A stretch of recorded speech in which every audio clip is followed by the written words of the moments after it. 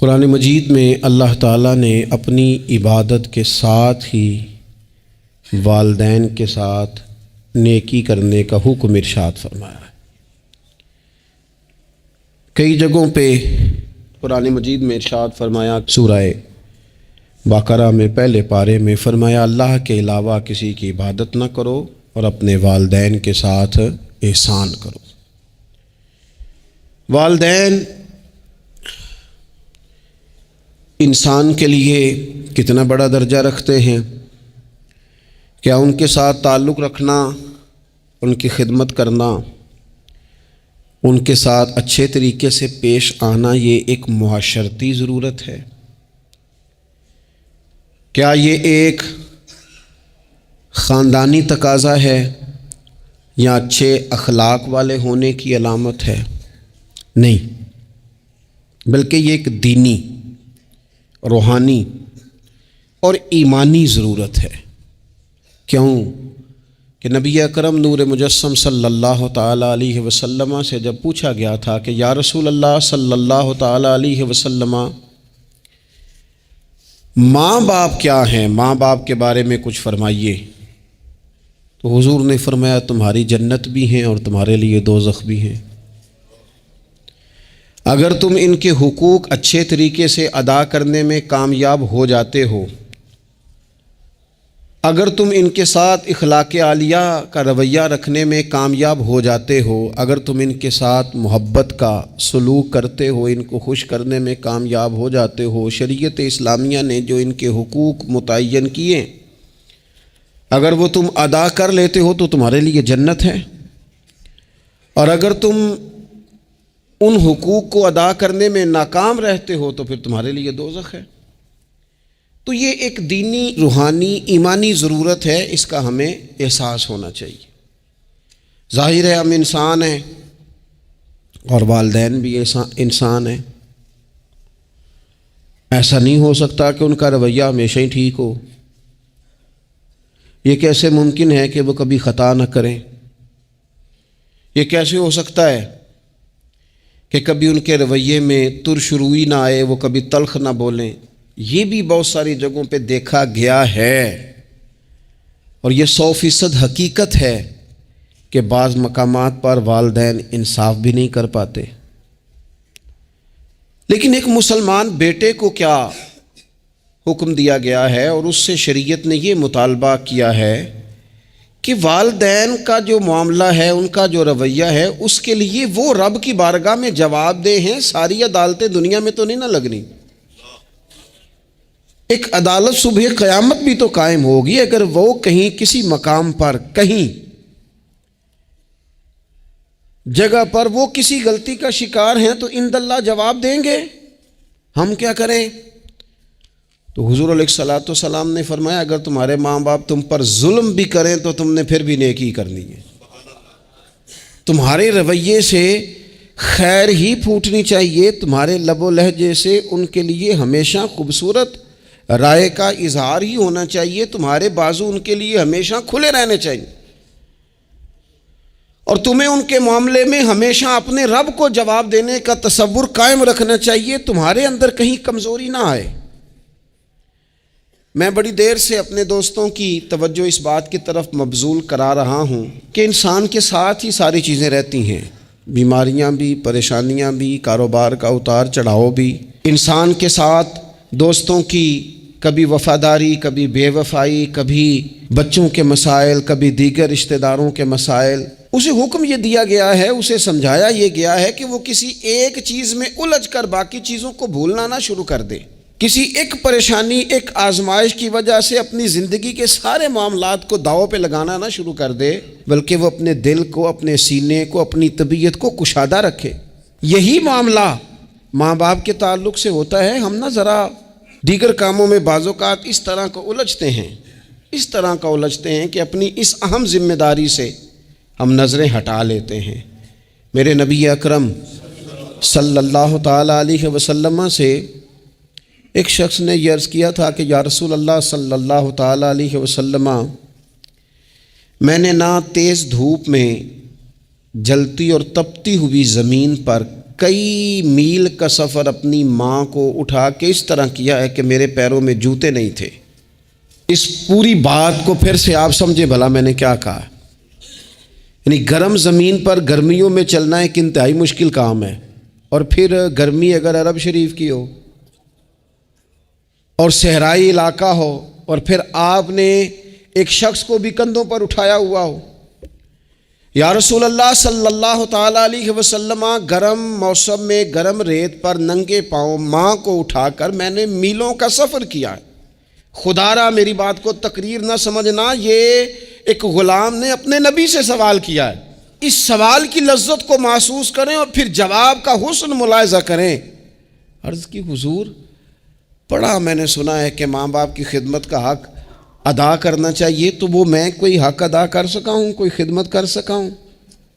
اس نے کہا میں نے میلوں ننگے پاؤں تپتی زمین پر صحرا میں سفر کیا ہے۔ تو محبوب کریم نے بھی اسے سبق یاد کرایا۔ اس نے اپنی طرف سے خدمت بتائی تھی تو حضور نے ماں کی شفقت بتائی۔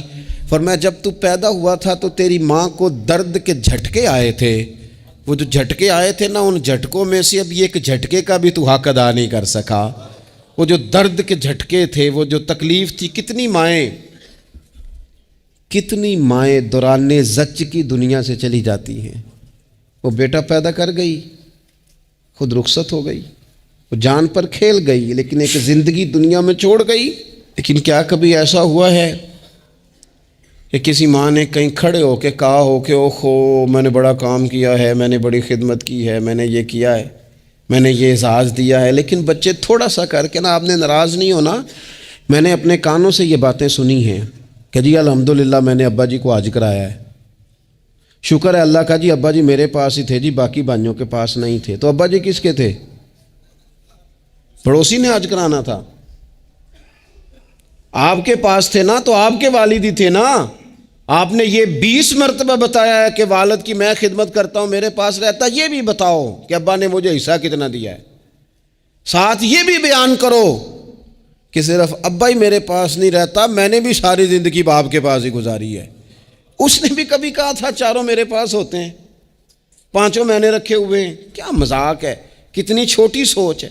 اپنے والدین کے ساتھ بڑا رویہ عمدہ کیا جائے، کبھی نہ الجھنا۔ خبردار، ایک مقام پر ماں باپ کی نافرمانی کی جا سکتی ہے، وہ کب؟ جب وہ آپ کو دین کے مخالف چلنے کا کہیں، جب رب رسول کی مخالفت کا معاذ اللہ کہیں، اور مسلمان والدین یہ کبھی کہہ سکتے نہیں۔ باقی ہر کام میں ان کی فرما برداری ہے، ان کی خدمت ہے، ہر جائز کام میں ان کی بات کو تسلیم کرنا ہے۔ بلکہ حضرت اسماء بنت ابی بکر صدیق، حضرت صدیق اکبر رضی اللہ تعالی عنہ کی صاحبزادی ہیں، انہوں نے ایک دفعہ نبی پاک علیہ السلام کی خدمت میں ایک سوال بھیجا تھا۔ عرض کی یا رسول اللہ صلی اللہ تعالی علیہ وسلم، ماں مشرکہ ہے، اللہ رسول کو نہیں مانتی، معاذ اللہ، ماں مشرکہ ہے، تو حضور وہ مجھ سے ملنا چاہتی ہے، کیا میں اس سے حسن سلوک کر سکتی ہوں؟ نبی کریم نے فرمایا تیری تو ماں ہے نا، چل تو اچھا سلوک ہی کر، تو اپنا رویہ اس کے ساتھ ٹھیک رکھ، کیونکہ تیری والدہ ہے۔ میں آج حقوق والدین پر تقریر نہیں کرنے جا رہا، بس ایسے ہی مجھے خیال آیا۔ میں ایک دوست نے ایک سوال پوچھا ہے، مجھے اچھا لگا ان کا بات پوچھنا۔ انہوں نے یہ پوچھا ہے کہ اگر کسی شخص کے والدین دنیا سے چلے جائیں اور جانے کے بعد اسے احساس ہو کہ مجھ سے بڑی غلطیاں ہو گئیں، اسے احساس ہو کہ بڑی کوتاہیاں ہو گئیں، بڑی جگہوں پہ میں بھول گیا۔ بہت سارے لوگوں کو پچھتاوا ہوتا ہے کہ یار بڑی چیزیں تھیں جو ہم کر سکتے تھے پر ہم سے نہیں ہو سکیں۔ انہوں نے پوچھا جی کوئی اب بھی کوئی اس کا حل ہے؟ تو میں نے کہا ہے نا، ہم رسول رحمت کے ماننے والے ہیں صلی اللہ تعالی علیہ وسلم۔ نبی پاک صلی اللہ تعالی علیہ وسلم نے ارشاد فرمایا، الترغیب والترہیب میں حدیث موجود ہے، حضرت انس بن مالک رضی اللہ تعالیٰ عنہ حدیث کے راوی ہیں۔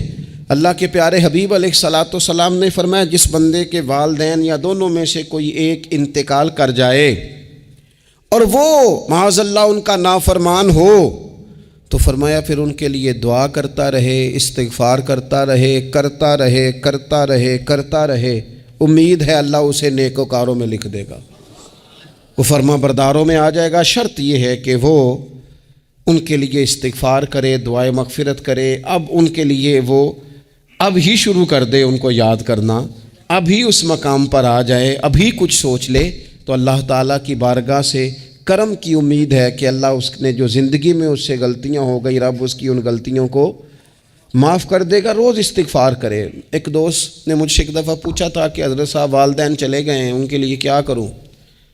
تو بڑی بڑی چیزیں بھی کی جا سکتی ہیں، لیکن میں نے اپنے اس محبت والے دوست کو یہ محبت والا مشورہ دیا تھا کہ میں چونکہ آپ کو جانتا ہوں آپ نماز میں کوتاہی کرتے ہیں، آپ نہ نماز پڑھنی شروع کر دیں۔ وہ کہنے لگے جی وہ تو میں پڑھوں گا، والدین کے لیے کیا کروں؟ میں نے کہا نماز پڑھیں، ہر نماز کی آخری رکعت میں کہو گے نا ربنا اغفر لی ولی کہو گے نا ہر نماز میں، تو کتنا بڑا اجر ملے گا آپ کے والدین کو۔ اور پھر وہ سارا اسلوب کہ پہلے آپ نے قیام کیا، پھر آپ نے رکوع کیا، پھر آپ نے سجدہ کیا، پھر آپ اتحیات میں بیٹھے، پہلے آپ نے اللہ کی بارگاہ کے اندر اس کی عبادت کرنے کا دھم بھرا، پھر اس کی وحدانیت کی شہادت دی، پھر اس کے محبوب پر درود پڑھا۔ اتنے سارے کام کر کے اب آپ نے آخر میں کہا ربنا اغفر لی والدیا، یا اللہ مجھے بخش دے اور میرے والدین کو بخش دے۔ تو بتائیے اللہ کتنا کرم فرمائے گا۔ تو اپنے والدین کے لیے ان کے جانے کے بعد بہت ساری چیزیں ہیں، کفن دفن کا بندوبست کیا جائے، جنازے کا اہتمام کیا جائے، لیکن کچھ چیزوں کو نبی پاک علیہ الصلاۃ والسلام نے ذرا توجہ سے ہمیں سمجھایا ہے اور ہماری بار بار توجہ دلائی ہے۔ ایک شخص نے عرض کیا تھا یا رسول اللہ صلی اللہ تعالیٰ علیہ وآلہ وسلم کہ میرے والدین دنیا سے چلے گئے ہیں تو کیا اب بھی میں ان کے ساتھ کوئی بھلائی کر سکتا ہوں؟ اچھا پہلے میں آپ سے ایک بات عرض کروں، ہمیں موقع ملتا ہے ختمات شریف پہ جانے کا، اصال ثواب کی مجالس میں حاضری کا، اور پھر اللہ تعالیٰ یہ بھی موقع دیتا ہے کہ بعض اوقات مسلمانوں کے لیے دعا کرتے ہیں اور ہمارے ذمے لگا دیا جاتا ہے کہ جناب اتنا اصال ثواب کرنے کے لیے اہتمام کیا گیا ہے تو یہ آپ کر دیں۔ تو ہم پتہ کیا کرتے ہیں، ہم کہتے ہیں کہ جناب جانے والے کا نام بتاؤ، نام بتاتے ہیں تو ہم فلاں بن فلاں کہہ کے جو نام بتایا جاتا ہے ان کے لیے دعا کر دیتے ہیں، لیکن جب والدین کے لیے دعا کرتے ہیں پھر نام تو نہیں نہ لیتے، پھر کیا کہتے ہیں یا اللہ میرے والد کو بخش دے، میری والدہ کی مغفرت۔ اس کا مطلب ہے وہ دنیا سے چلے گئے، آج بھی ماں باپ ہیں، وہ رخصت ہوئے، انہوں نے پردہ کیا، ان کی روح کا رشتہ ٹوٹا ہے پر تیرا رشتہ ان کے ساتھ آج بھی قائم ہے، تیرا تعلق ان سے ٹوٹ سکتا، وہ تیرا تعلق، میں نے ایک دفعہ پہلے بھی کہا تھا، میرا بیٹا شاید قد میں مجھ سے تھوڑا اونچا ہو گیا ہو اور اللہ تعالیٰ نے مجھے بڑے محبت والے سنگی دیے، میں نے اپنی حیثیت اہمیت سے بڑھ کر دنیا میں محبت پائی، لیکن میں نے اپنی زندگی میں سب سے زیادہ اپنے والد کی کمی محسوس کی، نے بڑی محسوس کی۔ ابھی بھی کبھی کبھی سوچتا ہوں کہ کچھ باتیں صرف ان سے ہو سکتی ہیں، کسی اور سے نہیں ہو سکتی۔ کبھی کبھی محسوس ہوتا ہے کہ ان کے دامن کے اندر ٹھنڈ کے موقع پر نگ ملتا تھا اور گرمی کے موقع پر ٹھنڈی ہوا آتی تھی۔ یہ خاص انہی لوگوں کا وطیرہ ہے، یہ انہی کا خاصہ ہے، پتہ نہیں اللہ نے کس طرح ان لوگوں کو بنایا ہے اور کس طرح کا یہ رشتہ بنایا ہے۔ تو نبی اکرم صلی اللہ تعالیٰ علیہ وسلم کی خدمت عالی مرتبت میں عرض کیا، صحابی نے سنن ابو داؤد شریف میں حدیث ہے، عرض کی یا رسول اللہ صلی اللہ تعالیٰ علیہ وسلم میرے والدین چلے گئے تو کیا میں ان کے جانے کے بعد بھی ان کے لیے کچھ کر سکتا ہوں؟ تو نبی پاک نے 5 باتیں ارشاد فرمائیں۔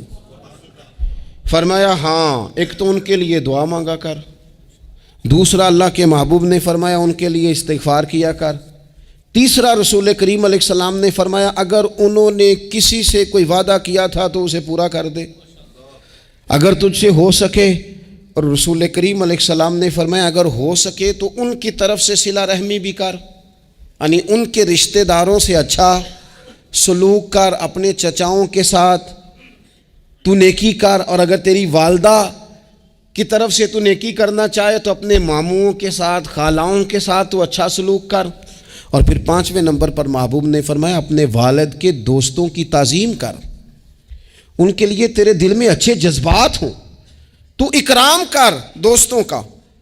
اور والد کے دوستوں کے اکرام کا تو اتنا بڑا درجہ ہے کہ حضرت ابو بردہ رضی اللہ تعالیٰ عنہ تشریف لائے مدینہ طیبہ میں۔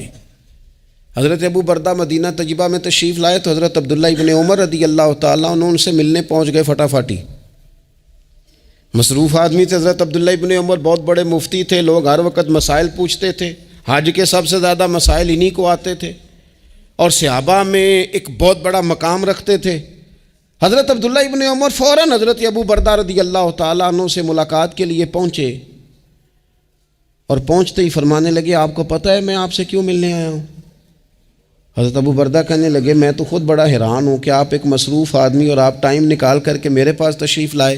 فرمانے لگے اس لیے آیا ہوں کہ میرے والد آپ کے والد کے دوست تھے، حضرت فاروق اعظم کے دوست تھے آپ کے والد، اور یہ صحیح ابن حبان میں یہ لفظ موجود ہیں۔ حضرت سیدنا عبداللہ ابن عمر رضی اللہ تعالیٰ عنہ فرمانے لگے نبی پاک علیہ السلام نے فرمایا ہے کہ جو اپنے والد کی قبر میں ان سے اچھا سلوک کرنا چاہے وہ والد کے دوستوں کے ساتھ اچھا سلوک کرے، وہ اس رویے کو، اس محبت کو قائم کرے، اس چیز پر خاص اہتمام کرے، خاص ذوق دے۔ ہمارے ہاں نا جی ہم جلدی سے مصروف ہو جاتے ہیں اور اپنے دوستوں کو زیادہ ٹائم دیتے ہیں، اپنا آنا جانا، اپنا اٹھنا بیٹھنا، اپنے شب و روز ان میں ہم زیادہ وقت گزارتے ہیں۔ کرنے کا کام یہ ہے کہ تھوڑا ٹائم نکال کے، تھوڑی فرصت دیکھ کر اس پر تھوڑی توجہ دی جائے۔ اسی طرح معروف روایت سیاستہ میں موجود ہے، حضرت مالک بن دار کہتے ہیں کہ میں حضرت عبداللہ ابن عمر کے ساتھ جا رہا تھا تو میں نے دیکھا ایک بدو ننگے پاؤں اور ننگے سر آ رہے ہیں۔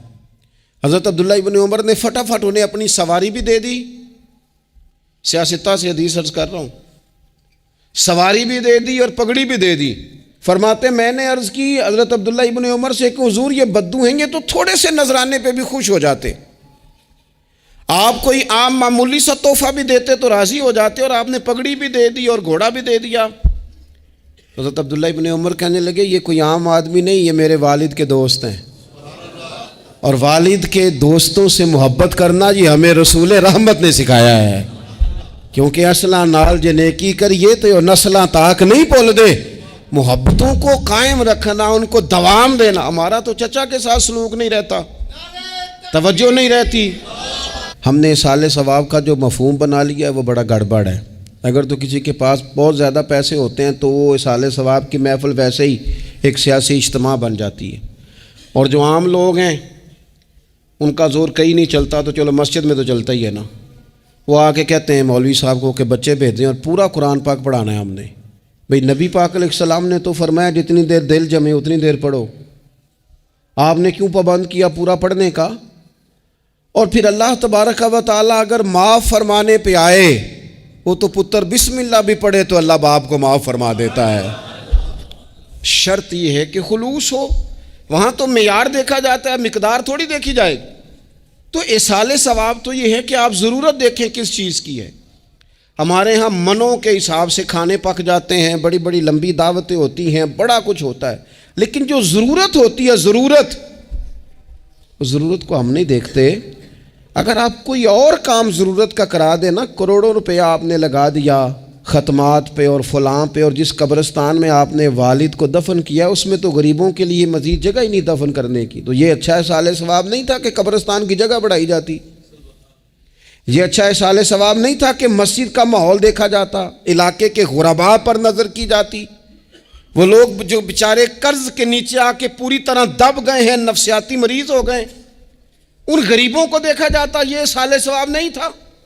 آپ دیکھیے حضرت سعد رضی اللہ تعالیٰ عنہ نے حضور کی بارگاہ میں عرض کی، یا رسول اللہ صلی اللہ تعالیٰ علیہ وآلہ وسلم، میری ماں ایک غلام آزاد کرنا چاہتی تھی، اگر میں ان کی طرف سے وہ غلام آزاد کر دوں، موطا امام مالک میں روایت موجود ہے، اب غلام آزاد جب آپ کر دیتے تھے نا، آج کل تو غلام بکتے نہیں، لیکن ایک قسم غلامی کی آج بھی ہے، بتا دوں آپ کو، وہ جو بندہ ایڈوانس نہیں لے لیتا بیچارہ 4 لاکھ روپیہ،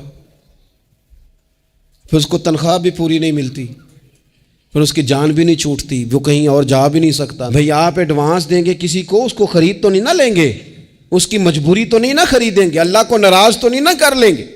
آپ ایڈوانس دیں لیکن پھر اسے تنخواہ بھی تو اتنی دیں جتنی معاشرے میں روٹین سے ہوتی ہے.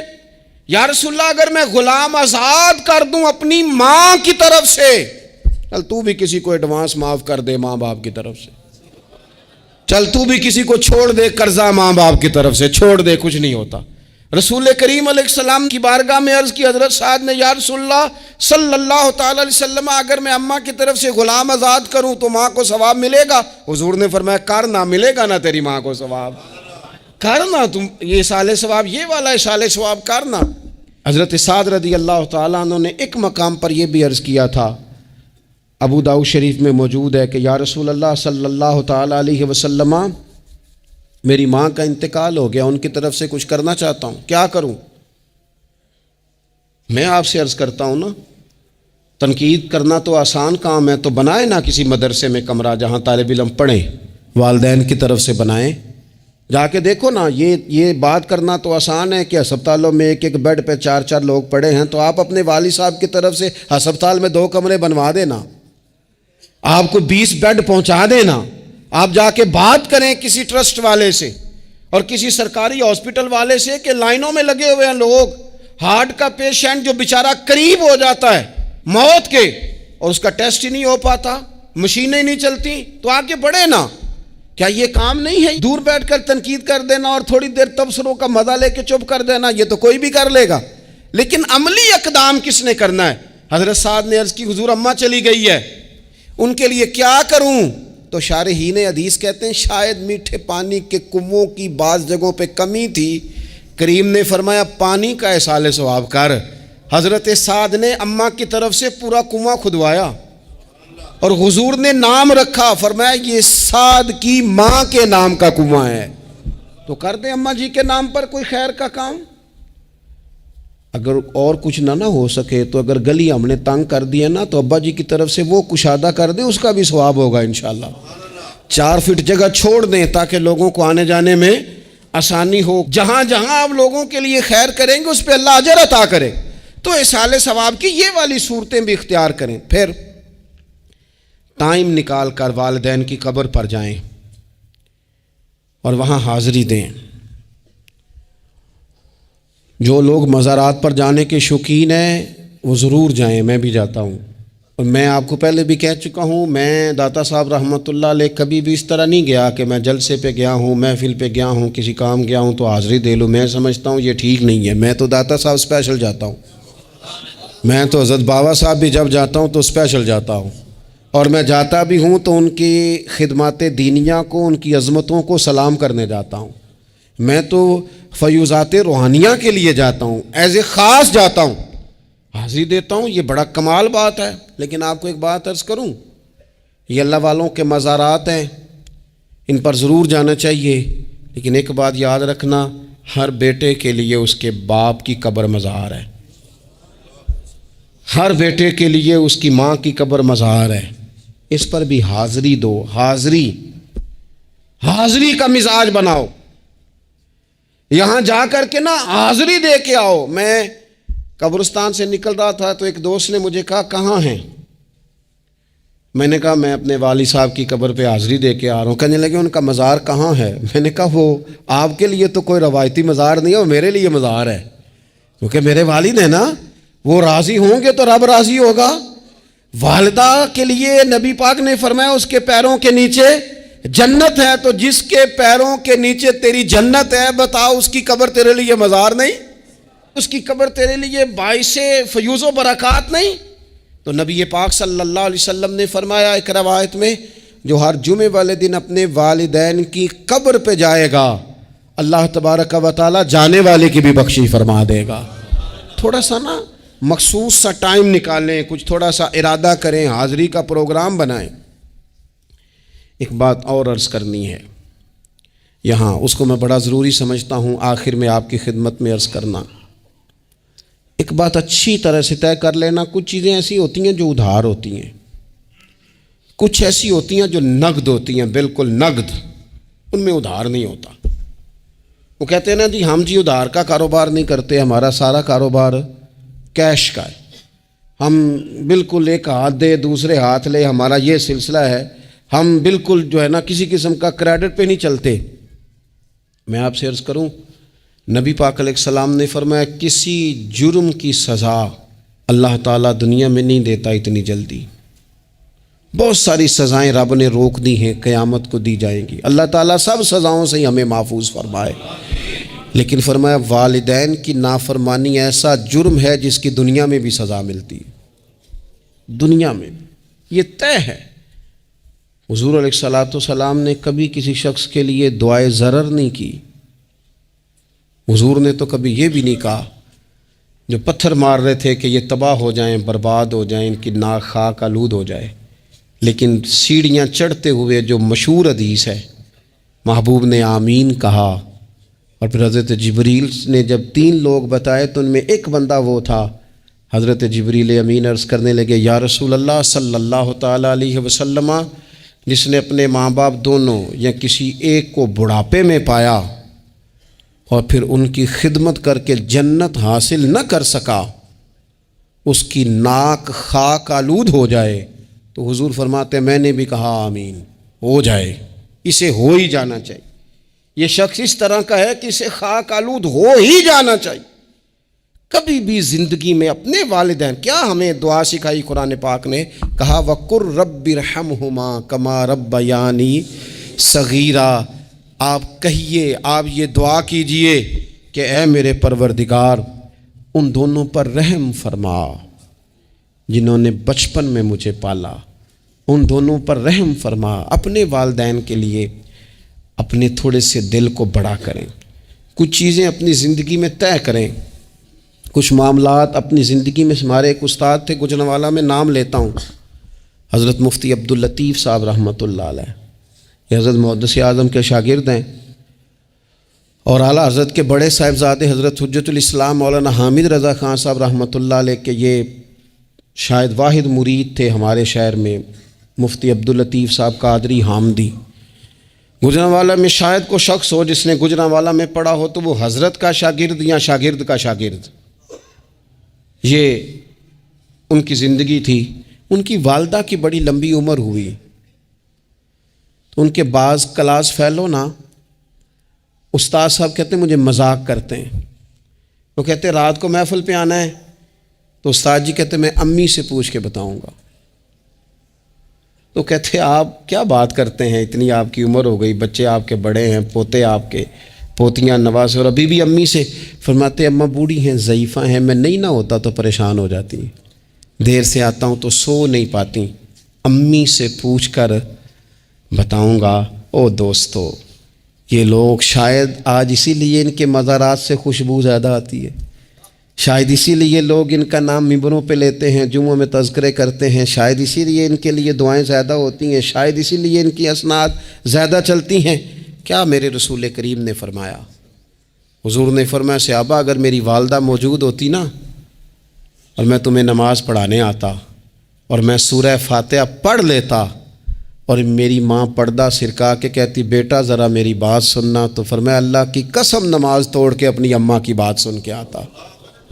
آپ میری بات کو سمجھیں، اس مفہوم کو اپنی زندگی میں پیدا کریں، اور بالخصوص والدین رخصت ہو جائیں تو پھر تو زیادہ حق بنتا ہے کہ ہم تھوڑا اور زیادہ محتاط ہو جائیں۔